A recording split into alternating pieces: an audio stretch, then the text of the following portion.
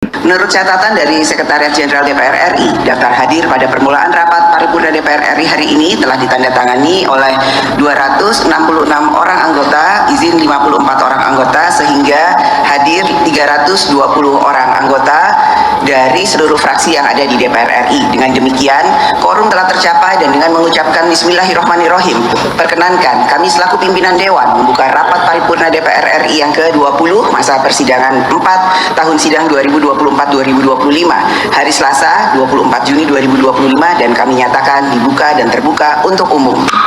Jadi kita bisa nyimak tadi ya, yang disampaikan oleh Puan Maharani. Yang hadir pada waktu itu ada 266 anggota, kemudian yang izin 54 anggota. Mereka dianggap hadir ya, karena kemudian total yang dianggap hadir itu adalah 320 orang, dan itu sudah quorum. Memang kalau dari total jumlah keseluruhan anggota DPR RI, apalagi dari seluruh fraksi yang hadir tadi itu, kan total 580 ya jumlah anggota DPR itu. Jadi kalau untuk quorumnya itu setengah per 1, 50% per 1 itu jumlahnya 291. Jadi kalau 320 orang ya sudah quorum. Tapi untuk syarat pemakzulan ya itu harus 2/3 yang hadir. Kalau 2/3 yang hadir itu jumlahnya dari 580 itu berarti 386 atau 387 orang ya yang harus hadir. Jadi masih kurang 66 sampai 66 ya 66 sampai 65 anggota lah yang itu harus hadir. Tapi ternyata hari ini yang hadir hanya 320 orang. Saya menyatakan beberapa dalam potensi sebelumnya, berapa orang yang hadir itu bisa menunjukkan apakah itu akan dibahas atau tidak. Jadi dan ini kalau toh katakanlah dibahas, karena tadi ada yang melakukan interupsi, ya tetap saja tidak bisa dilaksanakan karena yang hadir tidak mencapai 2/3 dari jumlah anggota DPR. Kan syaratnya sebagaimana diatur dalam pasal 7A dan 7B soal pemakzulan, ini pasal 7A dan 7B Undang-Undang Dasar 1945 yang diamandemen pada tahun 2002, itu syaratnya itu kalau mau dimajukan untuk pemakzulan itu harus disepakati oleh 2/3 dari 580 orang anggota DPR. Nah hari ini kan yang hadir hanya 320 orang, ya nggak mungkin ini dilakukan pemakzulan. Jadi apa sesungguhnya yang terjadi? Mengapa kemudian ini sama sekali tidak dibahas? Rupanya seperti dikatakan oleh Puan Maharani, mereka itu sudah ada kesepakatan untuk bahwa agendanya rapat paripurna ini hanya pidato tunggal dari Ketua DPR. Sidang Dewan yang kami hormati,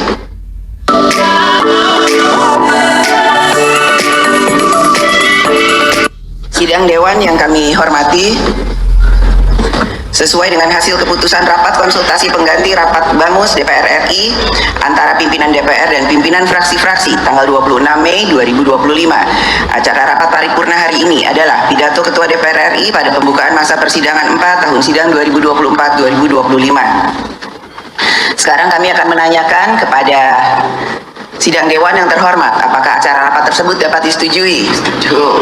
Terima kasih. Tadi Puan menyatakan bahwa rapat konsultasi itu sebagai pengganti Badan Musyawarah antara pimpinan DPR dan pimpinan fraksi pada tanggal 26 Mei atau sehari sebelum rapat paripurna menjelang rapat paripurna ke-19 menjelang masa reses, itu hanya disepakati semacam itu. Tapi kan surat yang dikirim oleh para purnawirawan itu tanggal 2 Juni 2025.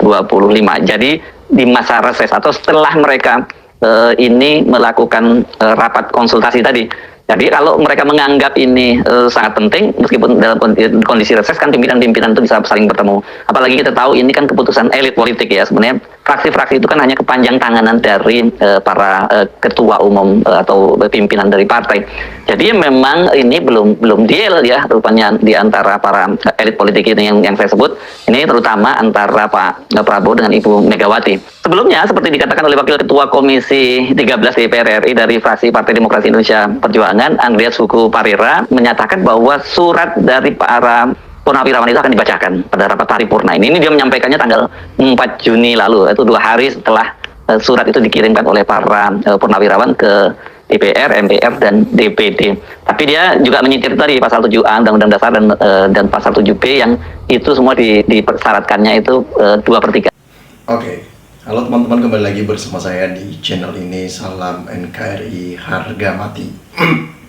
Teman-teman, dalam video ini kita telah mendengarkan sebuah cuplikan video yang sangat luar biasa, ini disampaikan dari pihak DPR RI Republik Indonesia, yang dimana Dewan Perwakilan Rakyat ini menyuarakan suara masyarakat.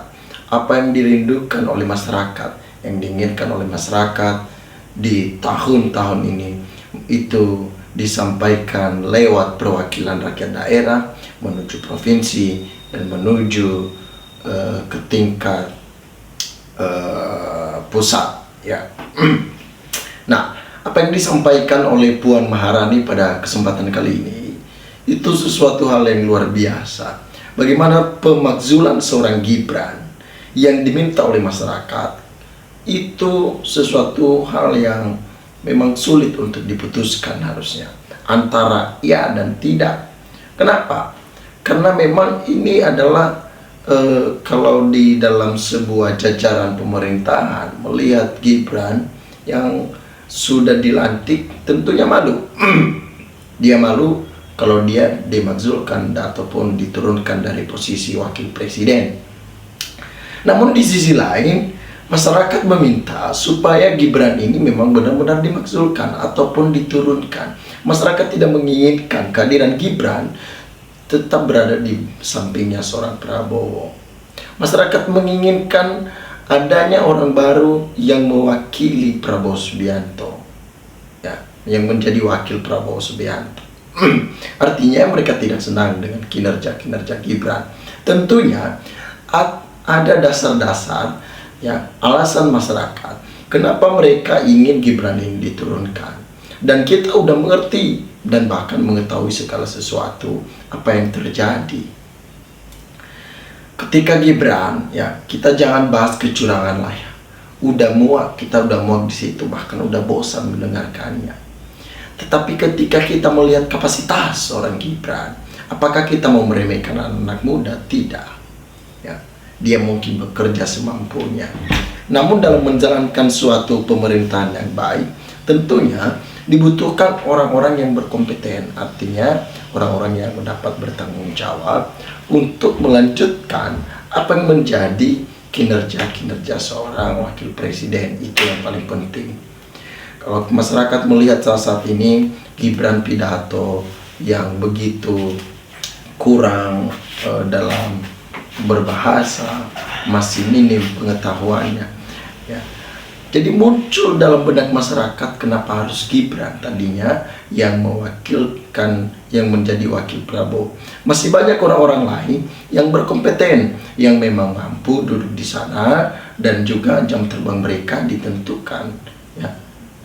Itu yang paling penting, tidak bisa dipungkiri, ya, pengalaman kerja, jam terbang itu akan menentukan kapasitas seseorang. Nah, bagaimana dengan Gibran yang hanya 1-2 tahun menjadi seorang wali kota, yang langsung terjun menjadi seorang wakil presiden? Inilah yang disayangkan oleh masyarakat Indonesia, yang dimana jabatan Gibran di sana mereka ada oknum yang tidak suka, mereka menyampaikan aspirasi mereka. Tentunya tujuan mereka apa? Bukan untuk pribadi, tetapi mereka sayang dengan negara ini, mereka peduli dengan negara ini, supaya negara ini diperbarui dengan diisi oleh orang-orang yang dapat bertanggung jawab, diisi oleh orang-orang yang dapat diandalkan. Itu yang paling penting. Harapan kita ke depannya Prabowo mampu memfilter orang-orang yang berada di pihaknya itu ada apakah pro kepada Prabowo ataupun tidak, apakah mereka mudah diintervensi, apakah mereka kaki tangan dari seseorang yang bermain di belakang layar ataupun seperti apa, supaya negara kita aman dan tidak ada lagi yang namanya tindakan-tindakan manipulatif ataupun yang hanya membangun sebuah gimmick-gimmick, ya, bertujuan untuk meningkatkan reputasi seseorang, oknum-oknum tertentu. Teman-teman, apa yang teman-teman tahu, yang teman-teman dengar, silakan sampaikan di dalam kolom komentar ini, sehingga kita dapat bertukar pikiran antara satu dengan yang lain lewat kolom komentar ini. Terima kasih teman-teman. NKRI harga mati.